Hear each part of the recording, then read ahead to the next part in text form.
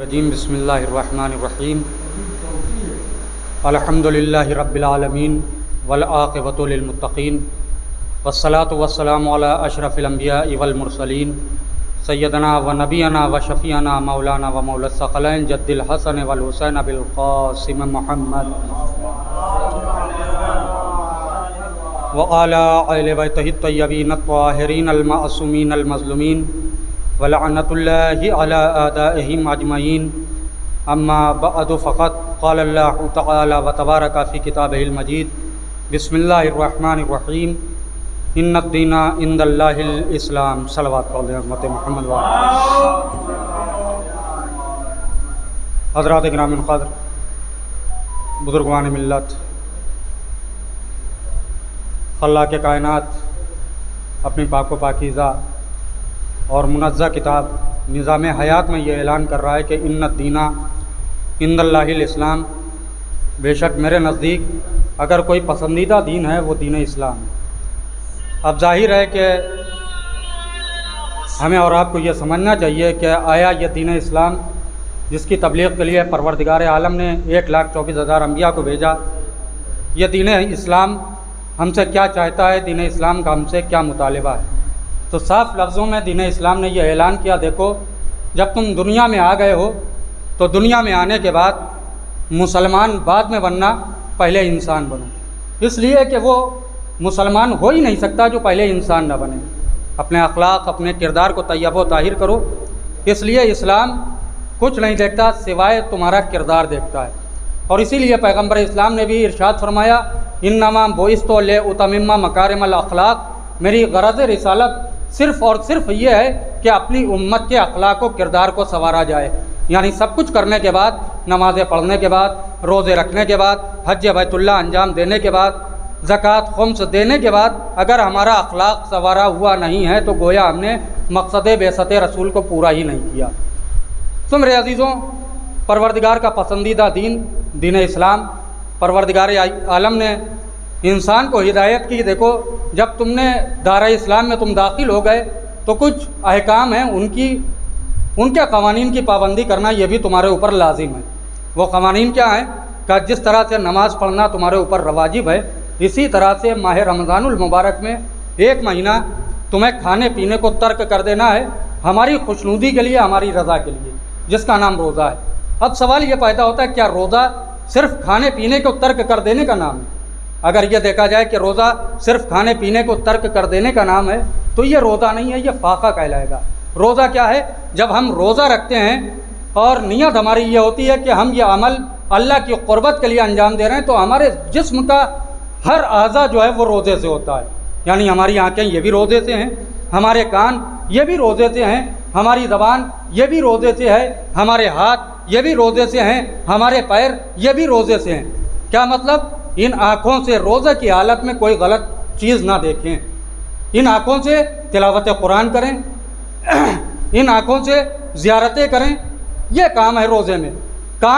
یہ کان تمہارے روزے سے ہیں، کیا مطلب؟ کہ ان کانوں میں گانے کی آوازیں نہ آنے پائیں، آوازیں آئیں تو تلاوت قرآن کی آوازیں آئیں۔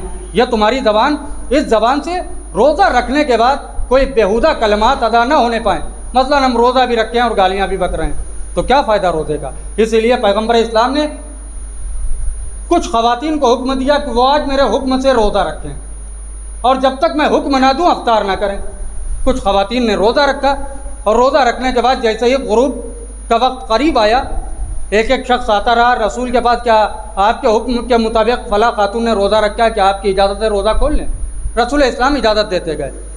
ایک شخص آیا، آنے کے بعد اس نے کہا یا رسول اللہ، آپ کے حکم کے مطابق میری زوجہ نے روزہ رکھا ہے، کیا آپ اجازت دیتے ہیں کہ وہ روزہ کھول لے؟ پیغمبر اسلام نے منہ پھیر لیا، پیغمبر اسلام نے منہ پھیر لیا۔ وہ دیکھیں، وہ رسول جو خلق عظیم پر فائز ہے، اس رسول نے منہ پھیر لیا۔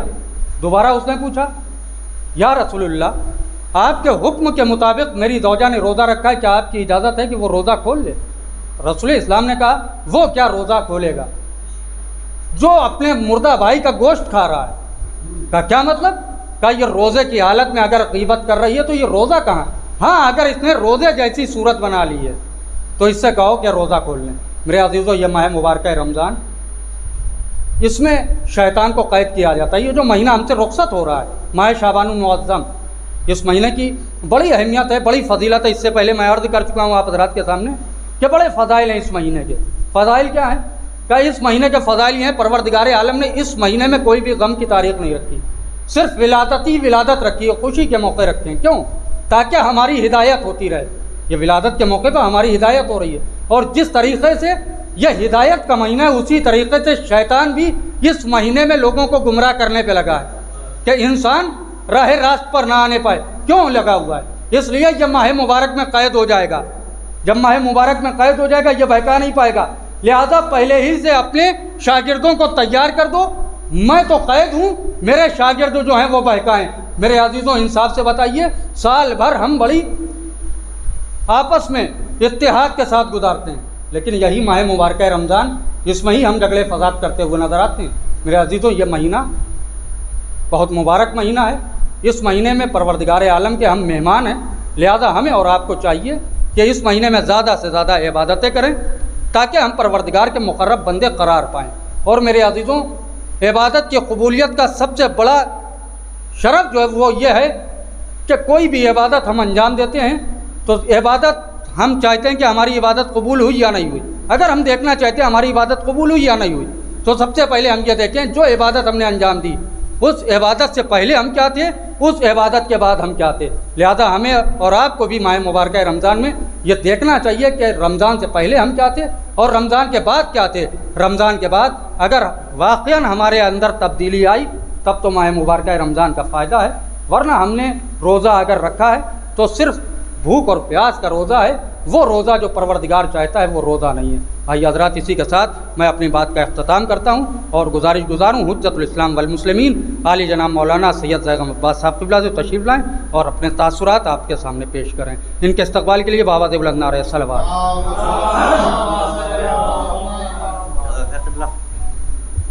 اعوذ باللہ من الشیطان الرجیم، بسم اللہ الرحمن الرحیم، الحمد للہ رب العالمین والصلاة والسلام علی اشرف الانبیاء والمرسلین، اما بعد۔ حاضرین جلسہ، السلام علیکم ورحمۃ اللہ وبرکاتہ۔ جیسا کہ آپ حضرات جانتے ہیں کہ یہ جلسہ استقبال ماہ رمضان المبارک کے سلسلے سے منعقد ہوا ہے، اور ظاہر ہے کہ خطبہ جمعہ میں آپ حضرات کی خدمت میں ماہ رمضان المبارک کی افادیت کے سلسلے سے اور اس کی فضیلتیں آپ حضرات کی خدمت میں پیش کر چکا ہوں، لہذا دو چار باتیں آپ حضرات کی خدمت میں استقبال ماہ رمضان المبارک کے سلسلے سے عرض کر دیتا ہوں، پھر باقی مولانا علی ہاشم صاحب قبلہ اپنی تقریر میں، نورانی تقریر میں آپ حضرات کے قلوب کو منور فرمائیں گے۔ عزیزان گرامی، یہ جو مہینہ ہم سے نزدیک ہے، جسے اللہ کا مہینہ کہا جاتا ہے، یہ بڑا متبرک مہینہ ہے اور بڑا ہی پر نور مہینہ ہے۔ اللہ کا مہینہ کہا گیا ہے اس کو۔ ظاہر ہے کہ جو اس مہینے کی حرمت کا پاس و لحاظ رکھتا ہے تو اللہ کی جانب سے انعام اور جزا اس کے لیے رکھی گئی ہے۔ روزے کے جو فوائد ہیں وہ ہمارے سامنے ہیں، اور جو جان بوجھ کر روزے کو قضا کرتا ہے اور ظاہر سی بات ہے کہ اس مہینے کی حرمت کا پاس و لحاظ نہیں رکھتا ہے، اس کے لیے بھی اللہ کی جانب سے سزا مقرر کی گئی۔ جو بھی دیکھیے، رسول کریم حضرت محمد مصطفیٰ صلی اللہ علیہ وآلہ وسلم نے ماہ رمضان المبارک کے سلسلے سے اور ان افراد کے سلسلے سے کہ جو واقعاً روزہ رکھتے ہیں، واقعاً روزے سے مراد یہ کہ جو روزہ رکھ کر اپنے آپ کو گناہوں سے محفوظ رکھتا ہے، یعنی وہ فقط اپنے آپ کو بھوکا اور پیاسا نہیں بلکہ اپنی آنکھوں کو گناہوں سے بچاتا ہے، اپنے کانوں کو گناہ والی چیزیں کہ جو ظاہر سی بات ہے جس کے سننے سے ہمارے روزے پر اثر پیدا ہوتا ہے، ایسی چیزیں، یعنی جو انسان اپنے آپ کو گناہوں سے محفوظ رکھتا ہے تو رسول خدا نے کہا ہے کہ وہ ایسا ہے کہ جیسے جناب ابراہیم کے برابر بیٹھا ہو، یعنی اللہ کے نزدیک اس کا اگر مرتبہ ہے وہ تو جناب ابراہیم کے برابر میں بیٹھا ہو، اگر وہ اپنے آپ کو گناہوں سے بچاتا ہو حالت روزہ میں۔ اچھا، جناب ابراہیم ہی کی کیوں مثال رسول خدا صلی اللہ علیہ وآلہ وسلم نے پیش کی؟ اس وجہ سے پیش کی کیونکہ جناب ابراہیم کو خلیل خدا کہا گیا ہے، یعنی اللہ کا دوست۔ اگر انسان روزہ رکھ کر گناہوں سے اپنے آپ کو بچاتا ہے تو وہ گویا ایسا ہے جیسے جناب ابراہیم، یعنی جناب ابراہیم کیا ہے؟ اللہ کے دوست، تو وہ بھی اللہ کا دوست ہو جائے گا، اللہ کا دوست بن جائے گا اگر اس طریقے کے امور انجام دیتا ہے، اپنے آپ کو گناہوں سے محفوظ رکھتا ہے۔ اور دیگر باتیں ہیں، لیکن ایک بات کی طرف میں متوجہ حضرات کی خدمت میں پیش کروں گا، وہ بات متوجہ کرنا چاہوں گا کہ اکثر و بیشتر شریعت نے ہمیں اس بات کی اجازت دی ہے، نماز کے سلسلے سے تو بالکل چھوٹ نہیں ہے، نماز کے سلسلے سے شریعت نے بالکل بھی چھوٹ نہیں دی ہے، لیکن روزے کے سلسلے سے شریعت نے ہم کو چھوٹ دی ہے۔ کیا؟ کہ اگر کوئی بیمار ہے اور وہ روزہ نہیں رکھ سکتا تو اس کے لیے روزہ نہیں ہے بلکہ کفارہ ہے، اور اس کے بعد کے مراحل ہیں کہ اگر وہ ٹھیک ہو جاتا ہے تو اس کے بعد اس روزے کی قضا کر سکتا ہے، اگر ٹھیک نہیں ہوا تو کفارے سے ہی جو ہے اس کا وہ روزہ ادا ہو جائے گا۔ یہ تمام تر چھوٹ ہیں کہ جو شریعت نے روزے کے سلسلے سے دی ہے، لیکن اس کا یہ قطعاً مطلب نہیں ہے کہ اگر بیماروں کو روزے کے سلسلے سے، یعنی انہیں روزہ نہ رکھنے کی چھوٹ دی ہے، روزہ نہ رکھنے کی چھوٹ دی ہے شریعت نے، تو اس کا قطعاً یہ مطلب نہیں ہے کہ وہ کھلم کھلا کھاتے پھریں، کہ علل اعلان وہ جو ہے اس بات کا اظہار کرتے پھریں کہ ہم بیمار ہیں، ہم نے روزہ نہیں رکھا، اور وہ چوراہوں میں، محلوں میں اور جگہ جگہ ایک دوسرے کے سامنے جو ہے علل اعلان وہ کھاتے پھریں۔ نہیں، بلکہ شریعت کہتی ہے کہ اگر آپ روزہ نہیں رکھ رہے ہیں اور آپ بیمار ہیں اور عذر ہے آپ کو، اس کی بنا پہ اگر آپ روزہ نہیں رکھ رہے ہیں تو آپ کم از کم اس بات کا پرہیز کریں، اجتناب کریں کہ آپ دوسروں کے سامنے علل اعلان کھاتے پیتے نہ پھریں، بلکہ اپنے آپ کو موقوف رکھیں کھانے پینے سے دوسروں کے سامنے، اور اگر کھانا پینا ہے تو اپنا تنہائی میں جا کر آپ کچھ بھی کھائے پئیں، کیونکہ شریعت نے آپ کو اجازت دی ہے۔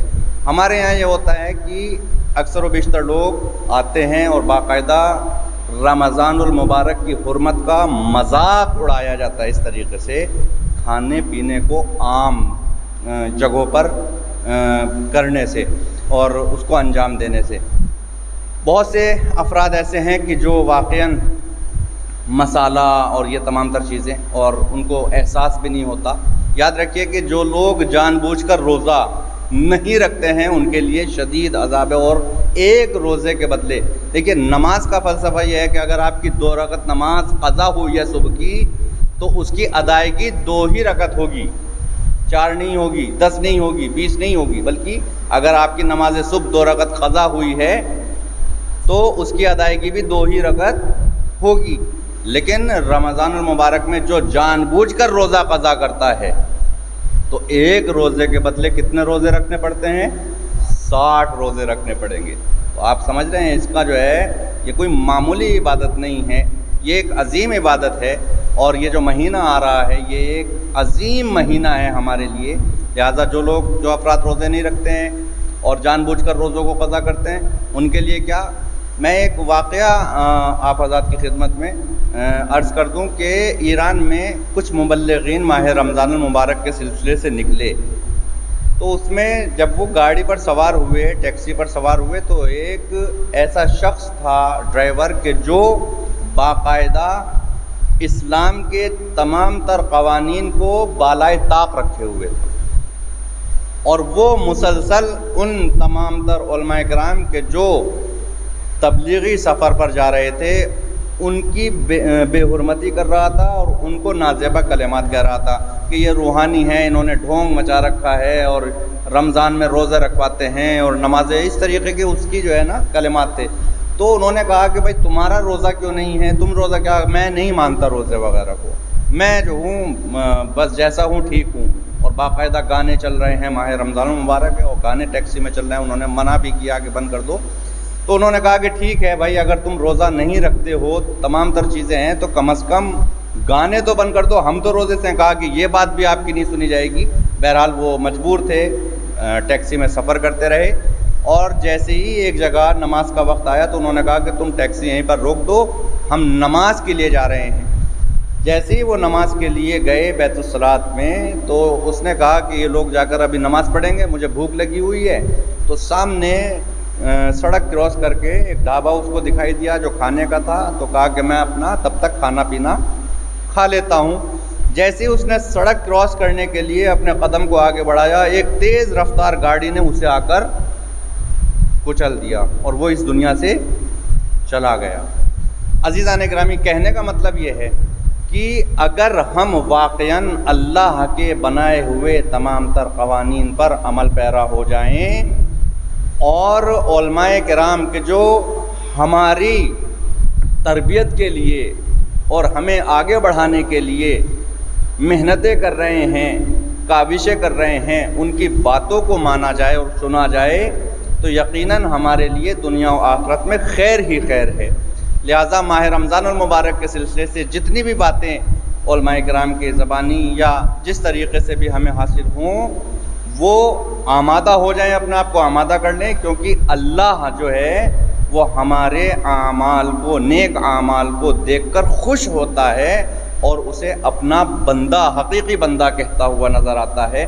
اور یہی چیزیں مولا کائنات اور اہل بیت اطہار میں بھی ہمیں دیکھنے کے لیے ملی کہ انہوں نے خالصتاً اللہ کے لیے وہ امور انجام دیے، وہ اعمال انجام دیے کہ اللہ ایسا خوش ہوا اہل بیت اطہار سے کہ اہل بیت اطہار کی رضا اللہ کی رضا ہو گئی، جو انہوں نے چاہا وہ طلب یعنی اللہ کی جانب سے عطا ہوتا چلا گیا۔ تو ایسے ہی ہم لوگ بھی اپنے آپ کو سنواریں، سجائیں، اور یہ بہترین مہینہ ہے کہ جس میں ہم وارد ہونے والے ہیں، اور یہ ہم شکر بھی ادا کریں کہ پروردگار پھر سے ہمیں یہ توفیق دے رہا ہے کہ ہم اس کے مہینے میں آ کر باقاعدہ طور پر اپنی عبادتوں کو انجام دیں۔ ایک بات آپ حضرات کی خدمت میں اور عرض کر دوں کہ ہم اور آپ اکثر و بیشتر کیا کرتے ہیں کہ قرآن مجید کی تلاوت کے سلسلے سے کہ جو روزہ رکھتے ہیں، بہت سے افراد ایسے ہوتے ہیں کہ صرف سرسری طور پر چاہتے ہیں کہ میں 2 یا 3 یا 4 قرآن جلدی جلدی ماہ رمضان المبارک میں ختم کر لوں۔ تو کیا آپ ختم کر لیں گے؟ ٹھیک ہے، آپ نے پڑھا، آپ کو اس کا اجر مل گیا، ثواب مل گیا، لیکن کیا واقعاً حقیقی معنوں میں قرآن کا حق ادا ہوا؟ نہیں، بلکہ یہ ایک تمغہ لینے کی بات ہوگی کہ ہم نے تو 5 قرآن پڑھے ہیں، ہم نے تو 10 قرآن پڑھے ہیں، ہم نے تو 20 قرآن پڑھے ہیں، 20 قرآن ختم کیے۔ نہیں عزیزان گرامی، دیکھیے قرآن مجید کے سلسلے سے اگر تم قرآن کو آنکھوں سے دیکھو گے، یعنی آنکھوں سے دیکھو گے اور دیکھ کر پڑھو گے، تو ہم کو صرف الفاظ قرآن مجید کے نظر آئیں گے۔ آنکھوں سے دیکھ کر کیا نظر آئے گا ہم کو؟ قرآن مجید کے الفاظ نظر آئیں گے۔ دماغ سے دیکھو گے قرآن مجید کو تو علم نظر آئے گا۔ بہت سے افراد ایسے ہیں کہ جو صرف سرسری طور پر قرآن مجید کو دیکھتے ہیں تو ہمیں صرف الفاظ ہی نظر آتے ہیں، لیکن اگر دماغ سے قرآن مجید کے الفاظ کو دیکھ کر ان کی تلاوت کی جائے، ان کے معنی و مفاہیم کو سمجھا جائے، تو کیا ہوگا کہ علم نظر آئے گا، پھر ہمارے اندر جو ہے وہ علم کی کثرت ہوگی۔ دل سے دیکھو گے تو محبت نظر آئے گی قرآن کی، اور اگر اپنی روح سے دیکھو گے تو تمہیں خدا نظر آنے لگے گا۔ اگر قرآن مجید کو روح کی گہرائیوں میں جا کر اگر آپ دیکھیں گے، ملاحظہ کریں گے، تو ہمیں کیا نظر آئے گا؟ خدا نظر آئے گا، کیونکہ قرآن مجید ایک ایسی کتاب ہے کہ جو ہمیں خدا تک پہنچاتی ہے۔ لہذا اگر ہم تلاوت قرآن مجید کریں ماہ رمضان مبارک میں تو فقط و فقط روانگی نہیں ہونی چاہیے، بلکہ ایک ایک آیت، ایک ایک لفظ کو سمجھ کر اور اس کی جو ہے معنی و مفاہیم کو سمجھ کر ہمیں قرآن مجید کی تلاوت کرنی ہے، تاکہ ہم قرآن مجید کو فقط روانی کے ساتھ پڑھیں نہیں، بلکہ کچھ سمجھیں کہ اللہ ہم سے کیا کہنا چاہتا ہے اور ہم کس طریقے سے قرآن مجید کے سلسلے سے آگے بڑھ سکتے ہیں۔ اور یاد رکھیے کہ اللہ اس مہینے میں کیا ہے؟ میزبان ہے، اور ہم کیا ہیں؟ مہمان ہیں۔ ظاہر سی بات ہے کہ بھائیو بھائی نے اگر ہمیں مدعو کیا ہے اپنے یہاں، تو یہ ہم کو پہلے دعوت نامہ بھیجیں گے، کیونکہ اصول ہے دنیا کا بھی کہ دعوت نامہ بھیجا جاتا ہے. تو دعوت نامہ جب ہمیں ملے گا تو ہم ان کے یہاں باقاعدہ جائیں گے اور یہ میزبانی کے فرائض انجام دیں گے. تو اللہ چونکہ میزبان ہے تو اس نے بھی ہمیں دعوت نامہ بھیجا ہے قرآن مجید کی شکل میں. قرآن مجید کی شکل میں ایک دعوت نامہ آیا ہوا ہے اور اس دعوت نامے کے تحت ہمیں خدا تک پہنچنا ہے, اللہ تک پہنچنا ہے. تو دعوت نامہ ظاہر سی بات ہے کہ انسان کیا مطلب کی چیزوں کو دعوت نامے میں پڑھے گا کہ کب ہے, کہاں پر ہے, اور یہ تمام تر چیزیں دیکھ کر رکھ دے گا.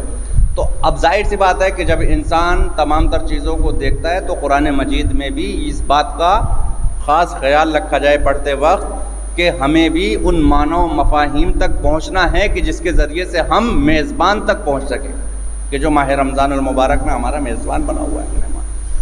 اور ظاہر ہے کہ جب مہمان جاتا ہے تو اس کی خاطر ہوتی ہے, اور کچھ لوگ ہوتے ہیں کہ جو اس کے استقبال کے لیے, تو معصوم فرماتے ہیں کہ قرآن مجید دعوت نامہ ہے, خداوند عالم میزبان ہے, اور انبیاء کرام کیا ہیں, ہمارے مہمان نوازی کے لیے کھڑے ہوئے ہیں, کہ جو استقبال کے لیے کھڑے ہوئے ہیں, اور وہ باقاعدہ ہمارے تمام تر مہمانی کے فرائض کو انجام دے رہے ہیں, میزبانی کے فرائض انجام دے رہے ہیں اللہ کی جانب سے.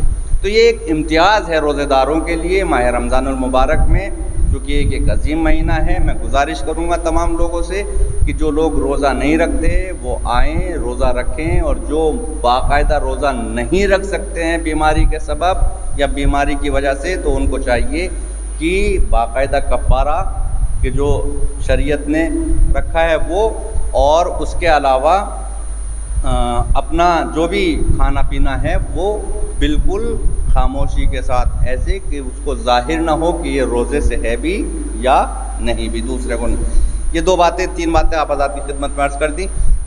ایک بات اور میں آپ حضرات کی خدمت میں عرض کیے دیتا ہوں ماہ رمضان المبارک کے سلسلے سے, کہ اس مہینے میں فقط جہاں یہ عبادتیں ہیں روزے کے ذریعے سے, نماز کے ذریعے سے, دعاؤں کے ذریعے سے, اعمال کے ذریعے سے جو عبادتیں ہیں وہ اپنی جگہ ہیں, لیکن اگر ان عبادتوں کو ہمیں معراج تک پہنچانا ہے تو ان لوگوں کا بھی خیال رکھنا ہوگا کہ جن کے لیے اللہ نے اور اہل بیت اطہار نے ہم کو بتایا ہے. کون؟ وہ مجبور, وہ بے سہارا لوگ, وہ غربا, کہ جن کے سلسلے سے اللہ بھی کہتا ہے کہ اگر آپ ان کے سلسلے سے کمک کرو گے تو گویا تم نے ایسا کیا کہ جیسے تم نے اللہ کی مدد کی ہو, اور اگر ان کا جو ہے آپ خیال رکھیں گے تو یہ وہ عبادت ہوگی کہ جو خالصتاً اللہ کے لیے ہوگی. تو اب ظاہر سی بات ہے کہ انفاق کا جذبہ بھی ہمارے اندر ماہ رمضان المبارک میں پایا جانا چاہیے. زیادہ سے زیادہ لوگوں کی کمک کرنی چاہیے, مدد کرنی چاہیے, یتیم پروری بھی ہمارے یہاں ہونی چاہیے, اور غریبوں کا خیال بھی ہمارے ذہنوں میں ہونا چاہیے, اور تمام تر چیزیں ہیں کہ جو بہت سے وسائل ہیں انفاق کے, وہ آپ حضرات کی خدمت میں عرض کر دیے جائیں گے انشاءاللہ ماہ رمضان المبارک میں. لہٰذا گزارش یہ ہے کہ ماہ رمضان المبارک میں کثرت کے ساتھ, جو کہ اللہ نے موقع فراہم کیا ہے, دعا کو ہے پروردگارہ ماہ رمضان المبارک کی تمام تر عبادتوں کو اور اعمال کو ہمارے قبول فرمائے, اور تمام گناہان صغیرہ و کبیرہ کو معاف فرمائے. والسلام علیکم ورحمۃ اللہ وبرکاتہ. اب میں بڑے ہی ادب و احترام کے ساتھ گزارش کروں گا حجت الاسلام والمسلمین علی جناب مولانا علی ہاشم عابدی صاحب قبلہ سے, کہ جو لکھنؤ سے تشریف لائے ہیں, وہ اپنی تقریر سے مومنین کے قلوب کو منور فرمائیں. بآواز بلند نعرہ صلوات سے پڑھو گے نہیں بیٹھ کے صحیح میں.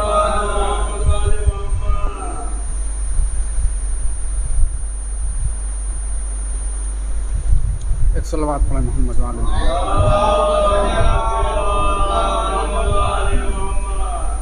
اعوذ باللہ من الشیطان الرجیم, بسم اللہ الرحمن الرحیم.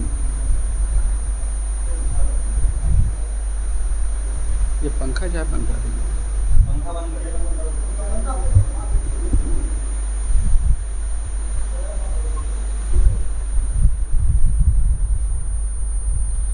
اعوذ باللہ من الشیطان الرجیم بسم اللہ الرحمن الرحیم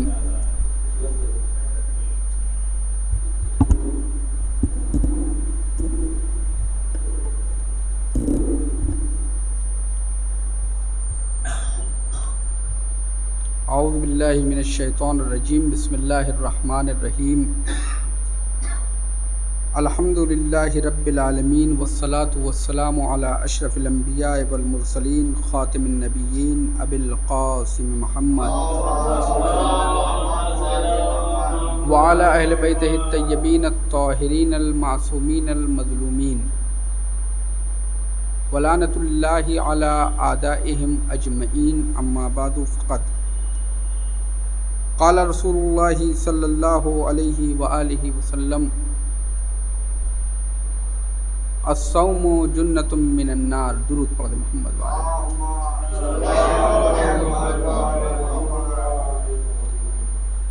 بزرگان، ماہ رجب المرجب گزر گیا اور ماہ رجب کے بعد ماہ شعبان آیا. ماہ رجب جو اللہ کا مہینہ تھا اور ماہ رجب کے بعد ماہ شعبان ہے جو رسول اللہ کا مہینہ ہے، اور پھر ماہ شعبان کے بعد اللہ کا مہینہ آ رہا ہے، اللہ کے بندوں کا مہینہ آ رہا ہے، ماہ رمضان المبارک. چونکہ ہماری زندگی کا ایک مقصد ہونا چاہیے. اگر ہم اپنے آپ سے سوال کریں کہ ہماری زندگی کا کیا مقصد ہے، ہماری زندگی کا مقصد کیا ہے، ہم کیوں جی رہے ہیں، ہمیں کیا کرنا ہے، تو ہماری زندگی کا صرف ایک مقصد ہونا چاہیے، اور وہ مقصد ہے امام زمانہ عجل اللہ تعالی فرجہ الشریف کے ظہور کی تیاری. صرف یہ نہیں کہ نماز کے بعد ہم عجلو کے ظہور کی دعا کریں کہ مولا آپ جلدی آ جائیے. مثلاً آپ اگر کسی کو اپنے یہاں مہمان بلاتے ہیں تو مہمان بلاتے ہیں تب بھی تیاری کرتے ہیں. جیسا مہمان جتنی دیر کا مہمان ہوتا ہے اتنی دیر کی تیاری کرتے ہیں، اس حساب سے تیاری کرتے ہیں. اسی طریقے سے کہیں جاتے ہیں تو اسی حساب سے تیاری کرتے ہیں. سوال یہ ہے کہ ہم اپنے مولا و آقا کا انتظار کر رہے ہیں، ہم کتنی تیاری کر رہے ہیں. ایک عالم دین نماز جمعہ کو خطبہ دے رہے تھے. انہوں نے کہا کہ اگر ابھی امام زمانہ آ جائیں تو تم کیا کرو گے؟ سب نے کہا کہ ہم دوڑیں گے اس طرف. انہوں نے کہا کہ اگر تم لوگ امام اس دروازے سے آ رہے ہوں گے اور تم اس طرف دوڑو گے تو میں ادھر سے نکل لوں گا. کہا کیوں؟ کہا کیونکہ میری تیاری نہیں ہے. میری تیاری نہیں ہے، ظہور کی تیاری. تو اہم مسئلہ کیا ہے؟ ظہور کی تیاری. وجہ یہ ہے کہ صرف امام جب آئیں گے تو امام صرف ایسا نہیں کہ وہ صرف نماز پڑھائیں گے یا مجلس آگے پڑھیں گے، آپ کو صرف نعرے لگانا ہے اور پیچھے کھڑے ہو کے سبحان اللہ کہنا ہے. بلکہ وہ جب آئیں گے تو زمین کو عدل و انصاف سے بھریں گے، اور عدل و انصاف سے بھرنے کے لیے ہمیں ان کا ساتھ دینا ہوگا، جنگ کرنی ہوگی. اچھا، یہ جنگ کیسی ہوگی؟ خیبر و احد و خندق اور اس طرح کی جنگ نہیں ہوگی کہ رسول اللہ کسی کو بھیجے اور آدمی بھاگ جائے، اور نہ ہی یہ صفین جیسی بے بصیرتی جنگ ہوگی کہ کسی نے بھی کاغذ پہ لکھے ہوئے قرآن کو دکھا دیا اور لشکر خود امیر المومنین کے قتل کا درپے ہو گیا. بلکہ یہ جنگ ہوگی تو کربلا والی جنگ ہوگی. یہ جو جنگ ہوگی یہ کربلا والی جنگ ہوگی. اب جب کربلا والی جنگ ہوگی تو تیاری بھی ویسے ہی کرنی ہوگی جیسی کربلا والوں نے تیاری کی تھی. اب جب تیاری ہوگی تو کربلا والی تیاری ہوگی. اب وہاں پہ نہ انسان کا اپنا کوئی نفس رہ جاتا ہے، نہ اپنی کوئی چاہت رہ جاتی ہے، نہ اپنی زبان رہ جاتی ہے، بس یہ دیکھا جاتا ہے کہ ہمارے مولا ہم سے راضی ہیں کہ نہیں راضی ہیں، ہمارے آقا ہم سے راضی ہیں کہ نہیں راضی ہیں۔ اور جب انسان اس کی تیاری کرتا ہے تب بھی اسی طریقے سے اپنے کو آمادہ کرتا ہے کہ چاہے وہ اس کی عبادی زندگی ہو، چاہے گھریلو زندگی ہو، چاہے وہ خلوت ہو، چاہے جلوت ہو، لوگوں کے سامنے ہو، پیٹھ پیچھے ہو، ہر جگہ اخلاص کے ساتھ ہوگا، اور ہر جگہ اس کی زندگی خلوت و جلوت میں الگ الگ نہیں ہوگی۔ ماہ رمضان المبارک امام زمانہ عجل اللہ تعالی فرجہ الشریف کی تیاری کے لیے، کہ ظہور کی تیاری کے لیے بہترین موقع ہے، بہترین موقع ہے۔ ابھی آپ کے سامنے برادران گرامی مولانا عابد صاحب اور مولانا زیغم صاحب نے مفصل اور جامع تقریر کی اور کافی باتیں بیان کی، لیکن آپ توجہ فرمائیے، اگر ابھی آج ہمارے سامنے مولا علی کی وہ جوتیاں، جو بوسیدہ جوتیاں یہاں پہ لا کے کوئی دے اور کہے کہ یہ مولا علی کی جوتیاں تھیں، آپ کیا کریے گا؟ اگر مولا علی کی جوتیاں یا امام سجاد علیہ السلام کی جوتیاں، آپ کا کوئی لباس، آپ کا کوئی عصا لا کے یہاں پیش کیا جائے تو ہم کیا کریں گے؟ ہم آگے بڑھیں گے، اسے چومیں گے نا، اس کا احترام کریں گے۔ تو اب ایک سوال یہ پیدا ہوتا ہے کہ اگر مولا علی کی جوتیاں ہمیں مل جائیں تو ہم اسے بوسہ لیں گے، کیونکہ ان جوتیوں نے پائے علی کا بوسہ لیا ہے، اس عصا نے دست امام سجاد کا بوسہ لیا ہے، اس لباس نے امام کے جسم کا بوسہ لیا ہے، تو لہذا ہم اسے آگے بڑھیں گے، چومیں گے۔ اب سوال یہ پیدا ہوتا ہے کہ اگر لباس اور جوتیاں اور عصا مل جائے تو ہم اس کا اتنا احترام کریں گے، تو ان کا کلام نہج البلاغہ اور صحیفہ سجادیہ ہمارے سامنے ہے کہ نہیں ہے؟ ہم نے اسے کتنی بار پڑھا ہے؟ ہم نے اسے کتنی بار پڑھا ہے؟ ہم اس پہ کتنا دھیان دیتے ہیں؟ ماہ رمضان المبارک انہی تمام چیزوں کے لیے بہترین موقع ہے۔ جیسے جس طرح سے اگر کوئی مریض ہے تو وہ ماہ رمضان میں روزہ نہیں رکھے گا، یہ شریعت کا حکم ہے، لیکن مریض کے سلسلے میں جو متفق علیہ فیصلہ ہے تمام مراجع کرام کا، وہ یہ ہے کہ مریض کی شناخت اور مرض کی شناخت اور مرض کے لیے یہ ڈاکٹر کا کہنا نہیں ہے، بلکہ یہ انسان کا خود کا، یہ جعلی میڈیکل سرٹیفکیٹ سے انسان دفتروں میں چھٹیاں تو لے سکتا ہے، اسکولوں سے چھٹیاں تو مل سکتی ہیں، لیکن اللہ میاں کے ہاں سے یہ محلے کے ڈاکٹر صاحب اور علاقے کے ڈاکٹر صاحب اور جان پہچان کے ڈاکٹر صاحب سے میڈیکل سرٹیفکیٹ دکھا کے وہاں چھٹی نہیں مل سکتی ہے۔ یہ انسان کو خود سوچنا ہوگا کہ ہم واقعاً روزہ رکھ سکتے ہیں یا نہیں رکھ سکتے ہیں، یہ ایک اہم مسئلہ ہے۔ ماہ رمضان میں بہت ساری چیزیں ہیں، مثلاً کوئی مریض ہے، ڈائبٹیز کا ہے، اگر آپ ڈائبٹیز کا مریض ہے جسے ڈاکٹر نے کہا ہے کہ تمہیں میٹھا نہیں کھانا ہے، ڈاکٹر لاکھ منع کرے لیکن کچھ نہ صحیح تو جمعرات کو نظر کے نامی پہ تھوڑا چکھ ضرور لے گا، ڈاکٹر نے کسی کو گوشت کھانے کے لیے منع کیا ہے، کچھ نہ صحیح تو وہ حاضری کی نظر تو چکھ ہی لے گا۔ لیکن آپ ہمیں بتائیے، ہم سے وہ برداشت نہیں کر پاتے ہیں، سب سے بڑی انسان کی مشکل کیا ہوتی ہے؟ وہ برداشت نہیں کر پاتا۔ محبوب غذا آئی، منہ میں پانی آ گیا، فوراً کھانے لگے. لیکن ماہ رمضان ہمیں ہمارے نفس پر مسلط کرتا ہے. یہ تربیت دے رہا ہے ماہ رمضان ہمیں. آپ کے سامنے آپ کی محبوب غذا چاہے جتنی اچھی ہو، آپ کو جتنی بھی پسند ہو، حالت روزہ میں رکھ دی جائے، کیا آپ کھائیے گا؟ جتنی بھی پیاس لگی ہو، اگر پانی چاہے جتنا اچھا پانی ہو یا کوئی دوسری چیز ہو، کیا آپ پیجیے گا؟ نہیں پیجیے گا. ماہ رمضان تربیت کرتا ہے کہ نفس کو کیسے کنٹرول کیا جائے. ماہ رمضان تربیت کرتا ہے کہ نفس کو کیسے کنٹرول کیا جائے گا. آج ہر انسان کہتا ہے نفس کو کیسے کنٹرول کریں. انسان عام جنگوں پر جہاد اصغر یعنی تلوار سے جہاد.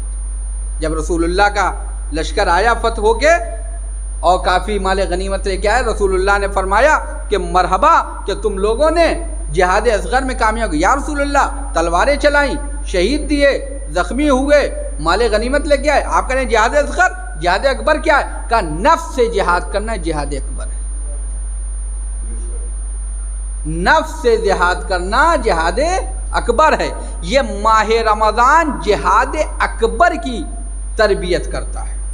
اور یاد رکھیے گا جو جہاد اکبر میں کامیاب نہیں ہو سکتا ہے، وہ جہاد اصغر کی بھی توفیق اسے نہیں مل سکتی.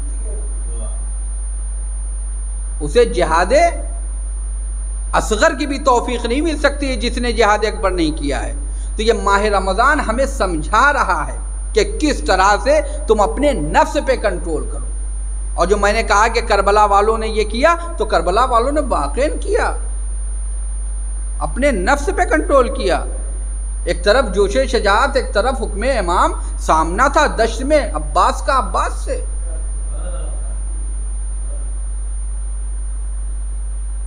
یعنی شجاعت ہے، سب کچھ ہے، لیکن شجاعت کا مطلب وہ نہیں ہے جو علماء اخلاق نے لکھا ہے. وہ ہے شجاعت کا مطلب، وہ نہیں جو آج ہمارے زمانے میں شجاعت مانے بہادری، یعنی جو بھی ملا سامنے اسے کچل دیا. وہ شجاعت نہیں ہے، بلکہ نفس کو کنٹرول کر لینا، غصے پہ قابو پا جانے کا نام شجاعت ہے. اصل شجاعت یہ ماہ رمضان ہمیں یہی سکھا رہا ہے. ماہ رمضان میں ہر لحاظ سے ماہ رمضان انسان کو انسان کامل بنانے کی کوشش کرتا ہے. یہ انسان کامل سے نزدیک کرنے کی کوشش کرتا ہے. ماہ رمضان میں بہت سی دعائیں ہیں جو آپ پڑھتے ہیں. اگر آپ دعاؤں کے حوالے سے دیکھیے کہ ماہ رمضان میں قرآن کریم کی تلاوت ہے، ایک آیت پڑھیے تو پورے قرآن کا ثواب ہے. رسول اللہ نے خطبے میں فرمایا ہے. تلاوت کے سلسلے میں ابھی برادر محترم نے فرمایا کہ تلاوت کس طرح کرنی چاہیے.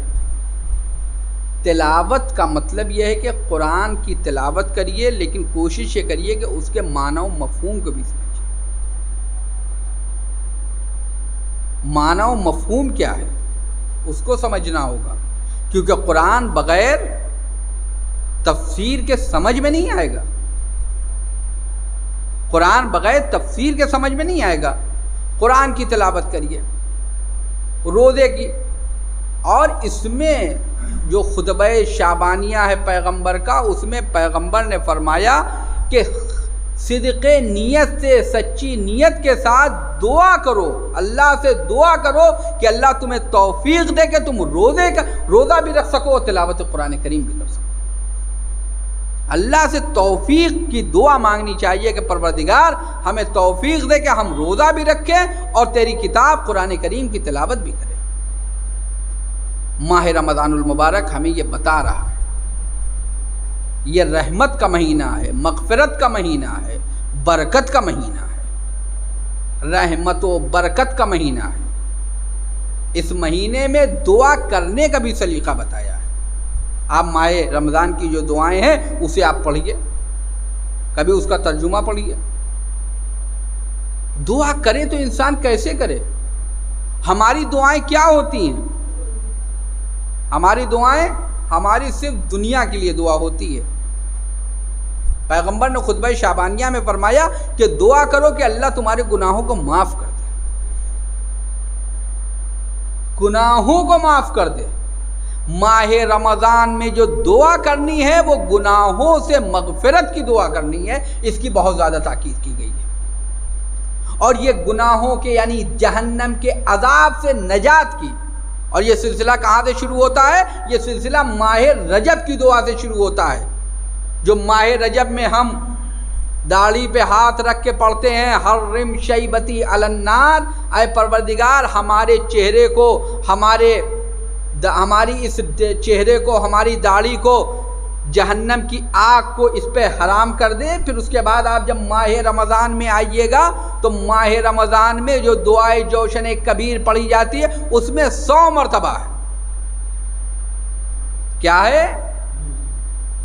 خلصنا من النار یا رب، اے پروردگار ہمیں جہنم کے عذاب سے، جہنم کی آگ سے نجات دے دے۔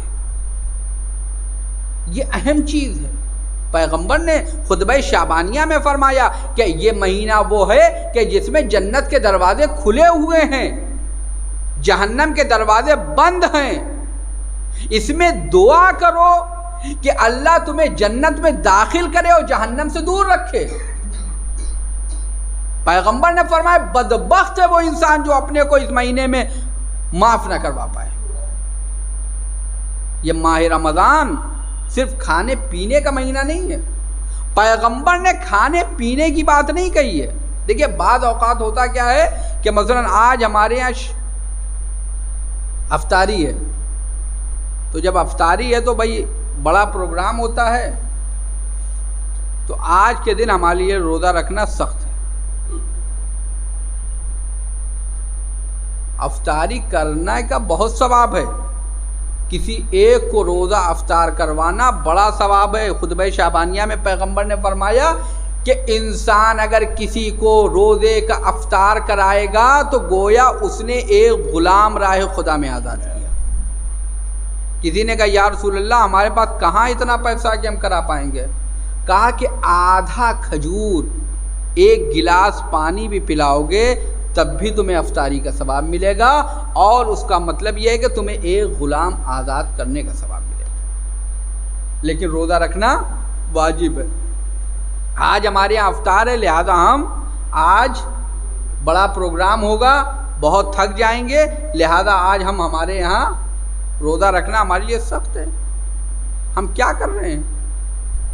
ممکن ہے یہاں نہ ہوتا ہو، لیکن اگر یہ چیز چاہے مرد کریں چاہے خواتین کریں تو یہ مستحب ہے جو انسان کو واجب سے روک رہا ہے۔ یہ مستحب ہے جو انسان کو واجب سے روک رہا ہے، لہذا اس سے انسان کو بچنا ہے کہ بہرحال ماہ رمضان ہے، اللہ کا مہینہ ہے، تو اس میں انسان زیادہ سے زیادہ روزے رکھے، گناہوں سے مغفرت کی دعا کرے۔ پھر آپ یہ جو دعا پڑھتے ہیں ہر نماز کے بعد، یا علی و یا عظیم، دعا کا سلیقہ بتایا۔ ہمارے یہاں جو دعا ہوتی ہے وہ کیا ہوتی ہے؟ پروردگار ہمیں شفا دے دے اگر مریض ہیں، فلاں کے یہاں اولاد نہیں ہے اولاد دے دے، روزی دے دے، لڑکا امتحان میں کامیاب ہو جائے۔ ہم فانی دنیا میں زندگی بسر کرتے ہیں، ہماری فکر بھی فانی ہے، کبھی آخرت کی دعا نہیں کی، کبھی آخرت کی دعا نہیں ہے کہ خدایا اس دنیا میں بھی ہمیں کچھ عطا کر دے۔ لیکن دعا کا سلیقہ کیا ہے کہ فوراً گئے، ہاتھ اٹھایا، فوراً دعا کرنے لگے؟ یہی جو مختصر سی دعا جو ہے جو ہر نماز کے بعد ماہ رمضان میں ہم پڑھیں گے، یا علی و یا عظیم، یا غفور و یا رحیم، انت الرب العظیم الذی لیس کمثلہ شیء وہو السمیع البصیر۔ پہلے اللہ کی تعریف ہے، اے علی، اے بلند، اے عظیم، اے معاف کر دینے والا، اے رحم کرنے والا، انت الرب العظیم الذی لیس، تیرے مثل کوئی ہے ہی نہیں، تیرا ثانی کوئی نہیں ہے۔ پھر اس کے بعد پھر واسطہ دینا، پہلے اللہ کی تعریف ہے پھر واسطہ ہے۔ وَهَذَا شَهْرٌ عَظَّمْتَهُ وَكَرَّمْتَهُ وَشَرَّفْتَهُ وَفَضَّلْتَهُ عَلَى الشُّهُورِ۔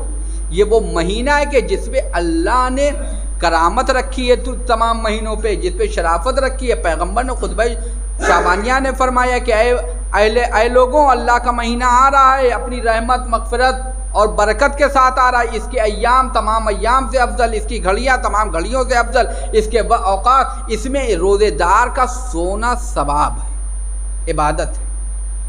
روزے دار کا سونا عبادت ہے. وَأَنفَاسُكُمْ تسبیح، اور اس میں تمہاری جو سانسیں ہیں وہ تسبیح ہے پروردگار،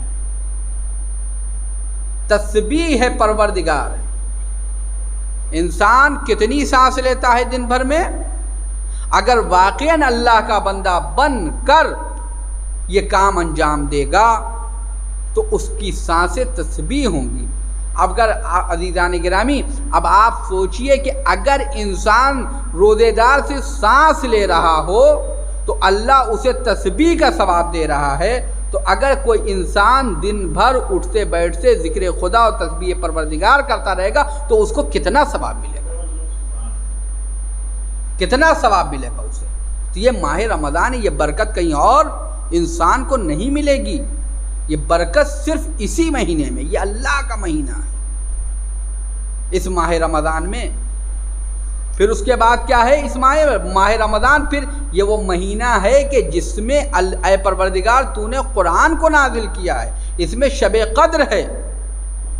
فیاض المن ولا یمن علیک، اے پروردگار تو سب پہ احسان کرتا ہے، تجھ پر کسی نے احسان نہیں کیا ہے. آخر میں کیا دعا ہے؟ صرف ایک دعا ہے، وہ کیا ہے؟ منا علیہ بفکاک رقبتی من النار، اے پروردگار میری گردن کو آتش جہنم سے نجات عطا کر دے. یعنی یہ انسان اس مہینے میں مغفرت کی دعا کرے، مغفرت کی دعا کرے.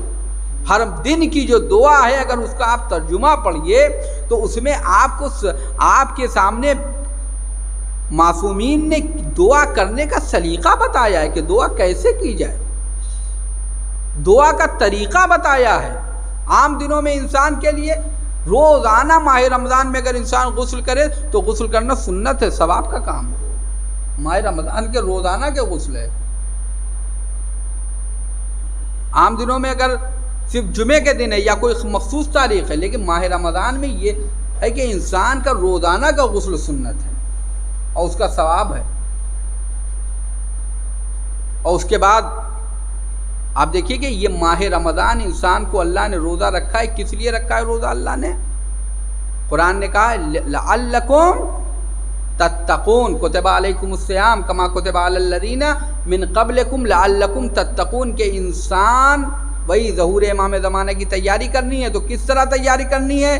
روزہ رکھ کے. روزہ رکھنے کے بعد دیکھیے ہر عبادت میں لعلکم تتقون، کہ تمہارے اندر تقوی پیدا ہو جائے. تقوی کب انسان کے اندر پیدا ہوتا ہے؟ جب انسان کے اندر اخلاص ہوتا ہے تب تقوی پیدا ہوتا ہے. اخلاص کا کیا مطلب ہوتا ہے؟ جس میں ملاوٹ نہ ہو. ابھی آپ کو وضو کرنا ہے، غسل کرنا ہے، طہارت کرنی ہے تو کیا کہیں گے؟ کیا شربت سے ہو جائے گا غسل وضو؟ دودھ سے ہو جائے گا؟ جوس سے ہو جائے گا؟ نہیں، کا خالص پانی ہو جس میں کسی طرح کی ملاوٹ نہ ہو. جب انسان کا ظاہر بغیر خالص پانی کے پاک نہیں ہو سکتا ہے تو انسان کی روح کیسے بغیر خلوص کے پاک ہوگی؟ الاخلاص، اخلاص ہونا چاہیے. اخلاص کا مطلب یہ ہے کہ خلوت و جلوت دونوں میں انسان ایک ہو. اور یہ کام ہمیں روزے میں بتائے گا، کیونکہ روزہ وہ عبادت ہے کہ جس میں انسان کا اخلاص باقی رہتا ہے. یہ روزے کا ہے. مثلا نماز ہے، نماز میں ریاکاری انسان کر سکتا ہے، نماز میں انسان ریاکاری کر سکتا ہے، چونکہ بہرحال اس طرح کے جلسے کم ہوتے ہیں اور اس میں بہرحال خشک میٹر ہوتا ہے، لہذا لیکن تھوڑی دیر آپ لوگ اور سماعت فرما لیں. اور اگر نیند بھی آ جائے تو اگر ماہ رمضان کا جلسہ ہے تو انشاءاللہ یہ عبادت کے زمرے میں آئے گا. ایک صلوات پڑھ دیں محمد وال.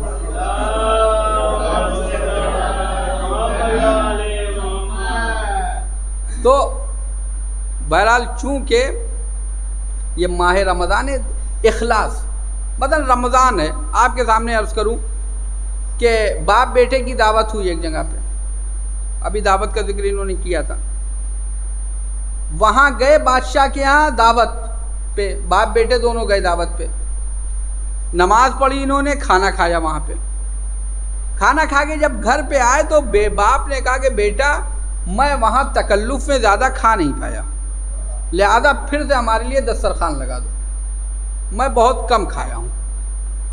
تو بیٹے نے کہا بابا میں مصلی پہلے بچھا دوں، آپ نماز پڑھ لیجئے، کیونکہ آپ نے وہاں نماز بہت طولانی پڑھی تھی، اتنی طولانی آپ نماز نہیں پڑھتے، یعنی نماز میں ریاکاری ممکن ہے، لیکن روزہ چونکہ اتنی لمبی عبادت ہے صبح سے لے کے شام تک کی، اس میں انسان ایسا نہیں ہے کہ سب کے سامنے، اس میں اخلاص بہرحال انسان کو باقی رکھنا ہوگا، تبھی یہ عبادت ہوگی، چاہے خلوت ہو چاہے جلوت ہو، انسان کو ان 9 چیزوں سے پرہیز کرنا پڑے گا جو روزے کو باطل کر دیتی ہیں۔ 9 یا 8 چیزیں جو ہیں وہ روزے کو باطل کر دیتی ہیں۔ اب آپ سوچئے گا کہ 9 اور 8 کا کیا مطلب ہے، یہ بھی میں آپ کے سامنے عرض کر دوں کہ کیونکہ سر کا ڈبونا پانی میں یہ روزے کو باطل کر دیتا ہے، یہ اکثر مراجع کے یہاں ہے، لیکن آیت اللہ العظمیٰ سید علی سیستانی حفظہ اللہ کے نزدیک اس سے روزہ باطل نہیں ہوتا، لیکن کراہت شدیدہ اسے مانا ہے، اسے انہوں نے کراہت شدیدہ مانا ہے، یعنی اس میں شدید کراہت ہے کہ سر کو پانی میں ڈبونا، لہذا بہرحال تو ان چیزوں کے لیے یہ اخلاص باقی رہتا ہے۔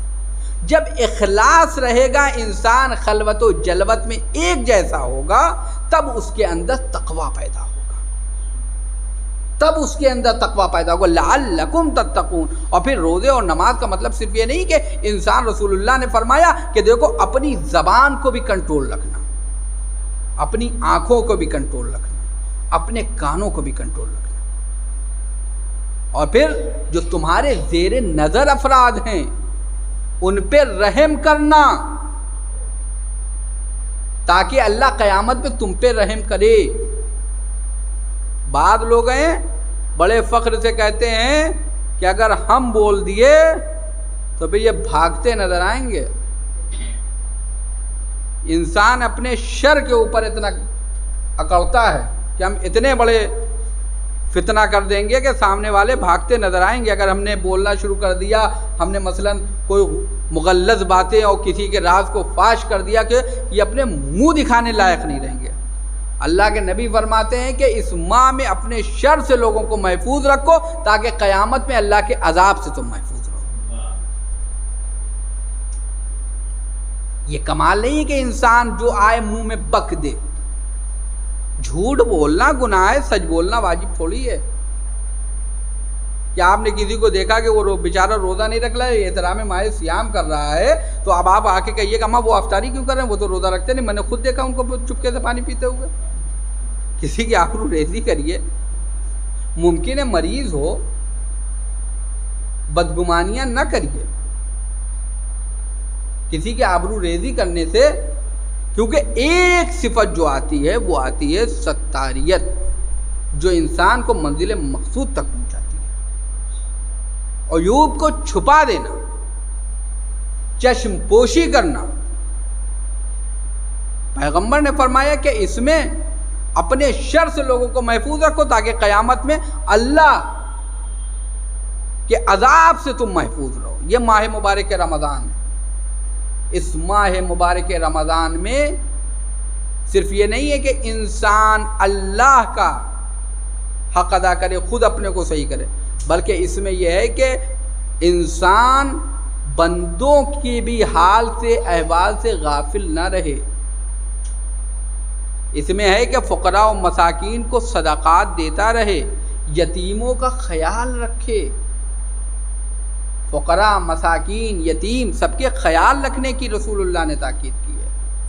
ایسا نہیں ہے کہ انسان آئے اور اپنے گھر میں بہت بڑا افطار کر لیا اور اس میں ان لوگوں کو بلایا گیا کہ جو بیچارے وہ ایسے روزہ دار کہ جنہوں نے اذان سے پہلے مسالہ تھوک کے کلیاں کی ہیں، اس کے بعد رطب اٹھائی ہے، اور جو بیچارہ غریب، دیکھیں کچھ جگہ ایسی ہیں کہ جہاں پہ انسان کا اسٹینڈرڈ نہیں ہوتا ہے. اگر آپ کو اہتمام کرنا ہے تو اپنا الگ سے اہتمام کریے. اللہ اور اہل بیت کے معاملے میں کوئی اپنا پرایا نہیں ہوتا ہے انسان. چاہے آپ مجلس اور شب بیداری میں نظر مولا کریے، اور چاہے وہ رمضان المبارک میں افطار کریے. جو صاحب ایمان ہو اسے دعوت دیجیے. اس میں یہ نہیں کہ یہ فلاں کوالٹی ہے، یہ فلاں صاحب یہ بہت بڑے آفیسر ہیں اور یہ بہت قابل شخصیت ہے، یہ بہت بڑے سیاسی شخصیت ہے، یہ ساری جو کام ہیں یہ سب نہ امام حسین سے ٹکرائیے اور نہ ہی اللہ میاں سے ٹکرائیے. یہ سب کام اس کے علاوہ کریے. آپ کو پرسنلی طور پہ کوئی کام ہے تو آپ اس کو بلائیے اور کسی بھی شخصیت کو بلا کے کھلائیے پلائیے، کوئی کچھ نہیں. لیکن اس میں جو اللہ سے مخصوص ہے یا امام حسین سے اہل بیت سے مخصوص ہے، اس میں یہ سر نہ ہو. جس طرح سے نماز جماعت میں جو پہلے آ گیا اس کی جگہ ہے وہ، اسی طریقے سے جو مجلس میں پہلے آ گیا وہ اس کی جگہ ہے. اگرچہ یہ الگ بات ہے کہ جماعت میں پھر بھی لوگ کم از کم آگے بیٹھ جاتے ہیں پہلی صف میں، لیکن مجلس میں جتنے لوگ آتے ہیں اتنے ہی دور بھاگتے ہوئے چلے جاتے ہیں. ایک صلوات پڑھ دیں محمد وار.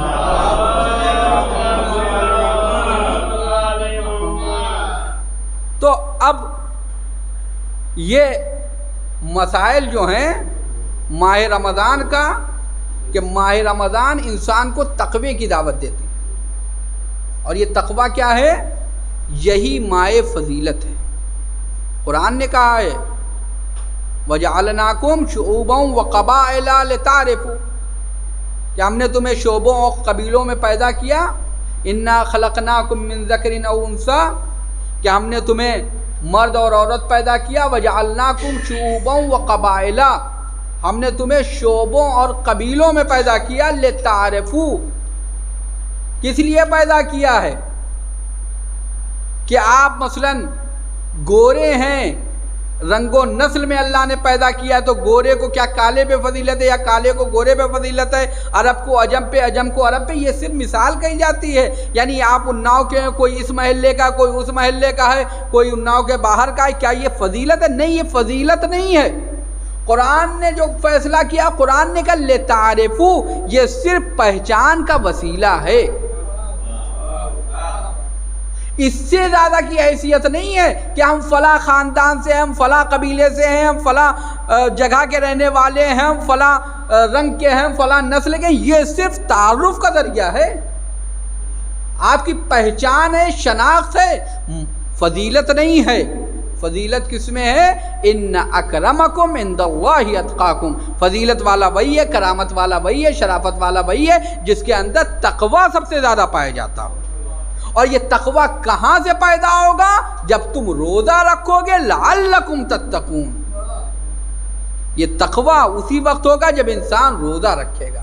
اور روزے کا جہاں تک مسئلہ ہے کہ انسان کو جس طرح سے ہمیں اس کا رسول اللہ نے فرمایا، رسول اللہ نے، اللہ کے رسول سے نے جب یہ ماہ رمضان کے خطبے کو ارشاد فرمایا تو اس کے بعد ماہ رمضان میں کچھ کرنا نہیں ہوتا ہے. روزے میں کچھ انسان کو کرنا نہیں ہے. ہر چیز میں نماز ہے، نماز میں مثلا وضو کرنا ہے. نماز میں، روزے میں صرف نیت کے علاوہ کوئی کام نہیں ہے. نیت بھی دل میں کر لیجئے کافی ہے. پہلے ہی دن پورے مہینے کی نیت کر لیجئے، یہی کافی ہے. اگرچہ مستحب ہے کہ ہر شب آپ نیت کریے دوسرے دن کے روزے کی، لیکن اگر پہلے ہی دن نیت کر لیجئے تو یہ کافی ہے. کچھ نہیں کرنا ہے روزے میں، کچھ نہیں کرنا، بلکہ روکا گیا ہے، ترک عمل کی دعوت دی ہے روزے میں. جب رسول اللہ نے یہ ماہ رمضان کے خطبے کو ارشاد فرمایا تو مولا علی نے سوال کیا. مولا علی نے سوال کیا. مولا علی نے کیا سوال کیا؟ مولا علی نے سوال کیا کہ یا رسول اللہ، اس مہینے کا افضل عمل کیا ہے؟ سوال کرنے والے مولا علی ہیں اور سوال جس سے کیا ہے وہ رسول اللہ ہیں. باب مدینۃ العلم نے مدینۃ العلم سے سوال کیا ہے. کہ اس مہینے کی افضل ترین عبادت کیا ہے، افضل ترین عمل کیا ہے۔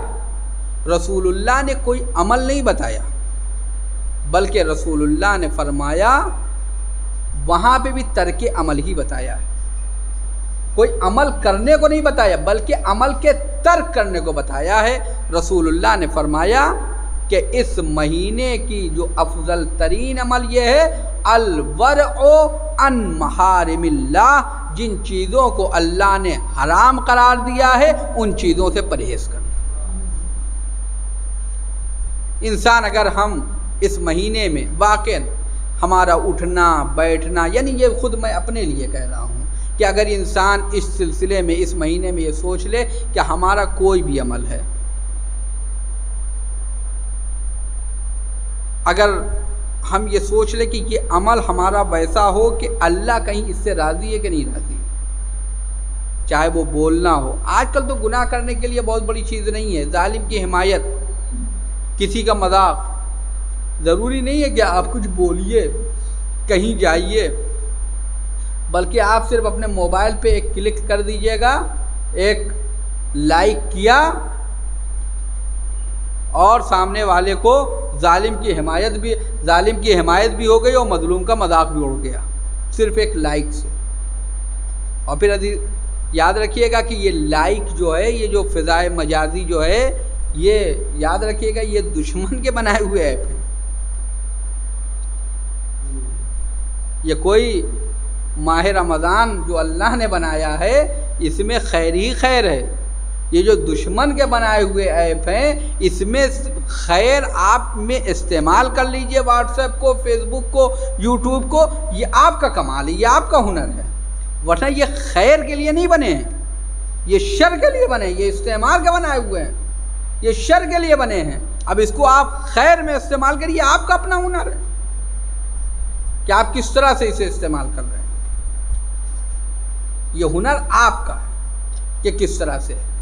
تو یاد رکھیے گا یہ ضروری نہیں کہ اگر ہم نے فلاں چیز ڈالی اتنے لائک مل گئے، اتنے شیئر مل گئے، بلکہ کمال یہ ہے کہ یہ دیکھے کہ وہ اللہ جس کے پاس ہمیں جانا ہے اس نے ہمارے اس عمل کو لائک کیا ہے یا نہیں کیا ہے،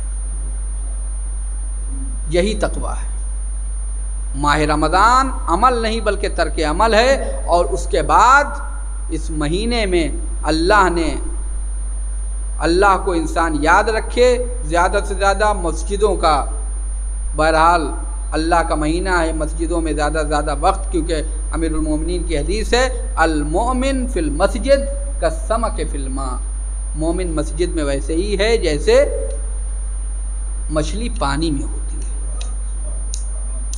اگر مچھلی کو پانی سے نکال دیا جائے تو وہ مر جائے گی۔ کہا کہ مومن مسجد میں رہتا ہے، امیر المومنین نے فرمایا کہ میں جنت میں رہنے سے زیادہ مسجد میں رہنا پسند کرتا ہوں، کیونکہ جنت میں رہنا میری خوشنودی ہے لیکن مسجد میں رہنا میرے پروردگار کی خوشنودی ہے۔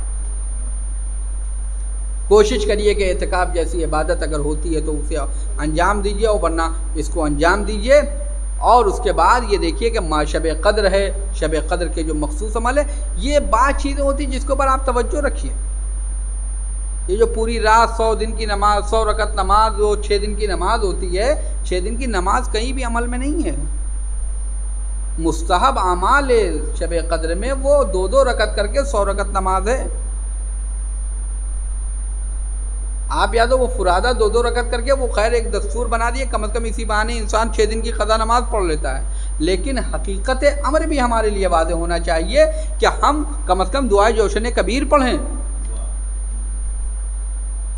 قرآن کریم کی تلاوت کریں، وہ جو سورے ہیں روم، عنکبوت، دخان، ان کی تلاوت کریں، انا انزلنا کی تسبیح پڑھیں، استغفار کریں۔ سب سے زیادہ اس مہینے میں ہے، خصوصاً ہر اس مہینے میں سب سے زیادہ جو تاکید ہے وہ استغفار کی تاکید ہے۔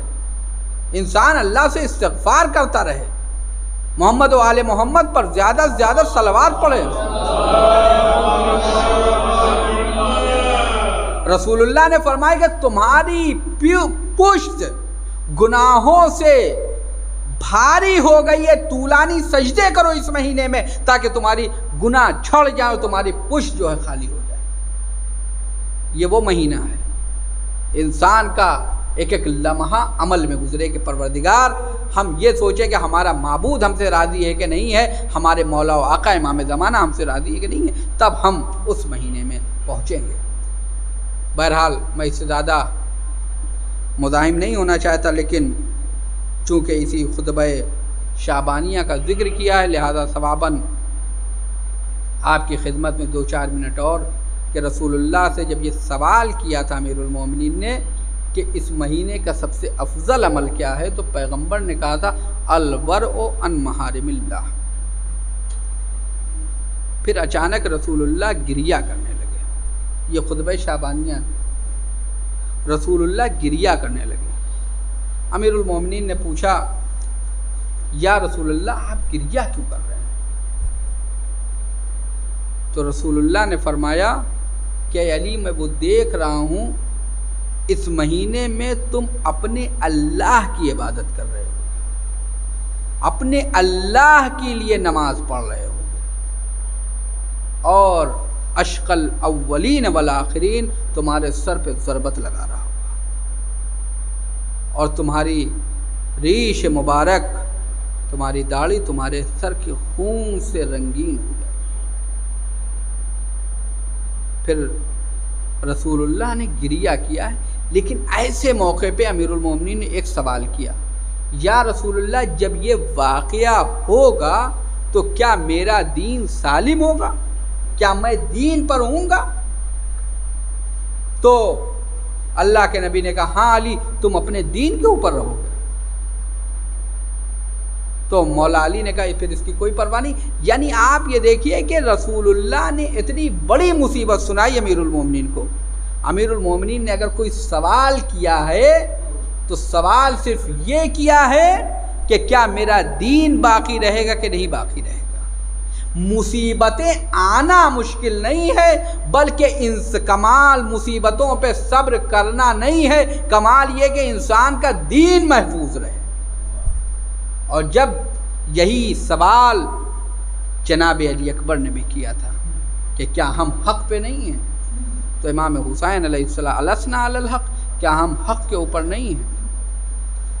ماہ رمضان آنے والا ہے، ماہ رمضان اللہ کا مہینہ ہے، اس مہینے میں جہاں خوشیاں ہیں، قرآن کا نزول ہوا ہے، قرآن قلب پیغمبر پہ نازل ہوا، شب قدر میں نازل ہوا۔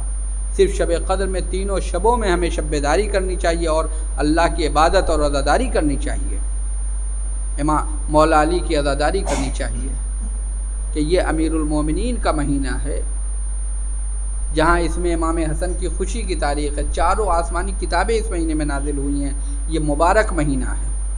لیکن وہیں پر یاد رکھیے گا کہ غم کی بھی تاریخ ہے، اب وہ یہ ہے کہ امیر المومنین کی شہادت ہوئی ہے۔ امیر المومنین کی شہادت ہوئی ہے۔ امیر المومنین نے سوال کیا تھا یا رسول اللہ کیا ہم حق پر نہیں ہیں؟ لیکن علی ابن ابی طالب کی جو شہادت ہوئی ہے وہ ہمارے لیے غم کا ہے، ہمارے لیے مصیبت ہے، بے شک ہمارے لیے مصیبت ہے، ہماری جانیں نثار ہو جائیں مولا علی کے اوپر اور ان کے غلاموں کے اوپر۔ لیکن مولا علی کے لیے مصیبت نہیں تھی، جب سر پہ ضربت لگی ہے تو فرمایا فزت برب الکعبہ، وہی بتا رہے ہیں جو فرمایا تھا کہ دین سالم رہے گا، تم اپنے اللہ کے لیے عبادت کر رہے ہوگے، اللہ کے لیے نماز پڑھو گے۔ اسی حالت نماز میں جب سر پہ ضربت لگی تو مولا نے فرمایا فزت برب الکعبہ، کعبے کے رب کی قسم میں کامیاب ہو گیا۔ مولا علی کے لیے مصیبت یہ نہیں ہے سر پہ ضربت، مولا علی کے لیے مصیبت وہ تھی جس کے لیے پوری زندگی گریہ کیا ہے، کہ جب ایک جگہ سے گزر رہے تھے، چند لوگ بیٹھے ہوئے تھے، چند لوگ کھڑے ہو کے یہ تبصرہ کر رہے تھے کہ ایک مرد کے اوپر سب سے بڑی مظلومیت کیا ہوتی ہے، تو مولا علی نے فرمایا تھا، کسی نے کہا مال کا لٹ جانا، کسی نے کہا اولاد کا مر جانا، کسی نے کہا مولا سے کہ آپ بتائیے کہ سب سے بڑی مظلومیت کیا ہوتی ہے، تو آپ نے فرمایا تھا کہ مرد کے لیے سب سے بڑی مظلومیت یہ ہے کہ وہ موجود ہو اور اس کی زوجہ کے اوپر کی شان میں کوئی گستاخی کرے۔ اور ایک مرتبہ قبر زہرا کا رخ کیا تھا، اے فاطمہ علی شرمندہ ہے کہ میری موجودگی میں تمہیں شہید کیا گیا۔ بے اذن جہاں تھی نہ فرشتے کی رسائی، اس گھر کی یہ عزت کہ اسے آگ لگائی، تھی حمل سے محسن کے محمد کی وہ جائی، پہلو پہ گرا در تو یہ فریاد مچائی، ہے مجھے غم اور دیا باپ کے غم میں، بے جان ہوا محسن معصوم شکم میں، ہے ہاتھ نہ اس ظلم پہ بھی ہاتھ اٹھایا، کوڑا بستم بازوئے زہرا پہ لگایا، مظلوم نے ایک آہ کی ایسا کہ غشایا، آرام لحد میں بھی محمد نے نہ پایا، رسی تو ادھر بنتی تھی گردن میں علی کی، ارے مرقد میں ادھر روح تڑپتی تھی نبی کی، ہاں عزیزوں فاطمۃ الزہرا سلام اللہ علیہا اس دنیا سے اسی عالم میں امیر المومنین پوری زندگی جس بات کے اوپر گریا کرتے رہے وہ جناب فاطمہ زہرا سلام اللہ علیہا کی شہادت تھی، جس کے اوپر گریا کرتے رہے۔ اب علی کا کوئی ہم نوا نہیں ہے، کوئی ہمراز نہیں ہے، کوئی ہمدرد نہیں ہے، اب جاتے ہیں جنگل میں کنویں میں منہ ڈال کے اپنا راز دل بیان کرتے ہیں۔ اب کہاں ہے زہرا کہ زہرا جیسا کون ہے جس سے علی کوئی اپنی بات کہہ سکے؟ وہ فاطمہ جو علی کی پیشانی پہ پریشانی پڑھ کر ایک دلاسا دیتی تھی، وہ اب کہاں رہ گئی ہے؟ ایک مرتبہ پوچھتی ہے ابوالحسن میں نے سنا ہے کہ لوگ آپ کو سلام نہیں کرتے، فلی نے سر کو جھکا لیا، بی بی سلام تو دور کی بات ہے، میں سلام کرتا ہوں اب کوئی میرے سلام کا جواب نہیں دیتا ہے۔ الا لعنۃ اللہ علی القوم الظالمین سیعلم الذین ظلموا ای منقلب ینقلبون انا للہ و انا الیہ راجعون۔ الہی بحق الزہرا و ابیہا و بالہا و بنیہا، معبود امام زمانہ کے ظہور میں تعجیل فرما اور ہمیں توفیق دے، ہمیں اعمال کی توفیق دے کہ ہم امام زمانہ کے ناصر و یاور میں شمار ہو سکیں۔ پروردگار اپنی معرفت عطا فرما، اپنے رسول کی معرفت عطا فرما، اپنی حجت کی معرفت عطا فرما، اپنی کتاب قرآن کریم کی معرفت عطا فرما۔ پروردگار اس ماہ رمضان کی معرفت عطا فرما۔ پروردگار اس ماہ رمضان میں اپنی اطاعت کی توفیق عطا فرما، نماز پڑھنے کی توفیق عطا فرما، روزہ رکھنے کی توفیق عطا فرما، قرآن کریم کی تلاوت کی توفیق عطا فرما، دعا و مناجات کی توفیق عطا فرما۔ پروردگار گناہوں سے بچنے کی توفیق عطا فرما۔ پروردگار ہمیں توفیق دے کہ ہم تیرے بندوں کی اس مہینے میں خدمت کر سکیں۔ پروردگار ہمیں توفیق دے کہ اس ماہ مبارک رمضان میں ہم اسی طریقے سے زندگی بسر کریں جیسے تیرے حبیب حضرت محمد مصطفیٰ نے حکم دیا ہے زندگی بسر کرنے کا۔ پروردگار حاضرین جلسہ یہ یا ان کے متعلقین میں جو مریض ہیں ان کو شفاء کامل و عاجل عطا فرما۔ پروردگار جو پریشان حال ہیں ان کی پریشانیوں کو دور فرما۔ پروردگار ہمارے مرحومین کی مغفرت فرما۔ پروردگار جو سال گزشتہ تک تھے اس سال ماہ رمضان میں نہیں، پروردگار ان کا شمار روزے داروں میں کر فرما۔ پروردگار ان کا شمار اپنے صالح بندوں میں فرما۔ پروردگار ان کو شہدائے کربلا کے ساتھ محشور فرما۔ پروردگار اس مہینے میں ہمیں گناہوں سے محارم الہی کے انجام دینے سے دور فرما۔ پروردگار ہمیں اپنی معرفت اپنے رسول کی معرفت عطا فرما۔ آپ حضرات سے آخر میں گزارش ہے کہ ایک مرتبہ سورہ حمد اور 3 مرتبہ سورہ اخلاص کی تلاوت فرما کر جملہ مرحومین کی روح کو حصہ